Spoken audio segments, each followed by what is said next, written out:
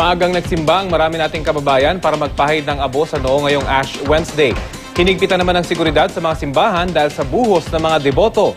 Balitang hatid ni Von Aquino. Pagsisisi sa mga kasalanan at pagbabalik loob sa Diyos. Yan daw ang ibig sabihin ng Ash Wednesday para sa ilang mga Katolikong nagsimba ngayong araw. Sa Redemptorist Church sa Baclaran at Simbahan ng Quiapo, madaling araw palang dagsana ang mga mananampalataya para dumalo sa misa. Yun ang bilang Kristiyano eh. Yun ang pinaka simbolo ng pagsisisi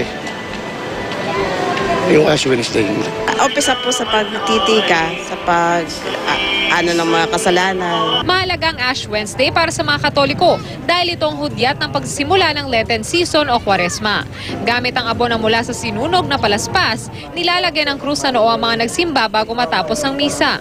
Sa panahon ng Kwaresma rin hinihikayat ang mga Kristiyano na mag-ayuno. Ayon naman sa mga pulis, magiging maigpit ang kanilang seguridad ngayong araw para mapanatili ang kaayusan.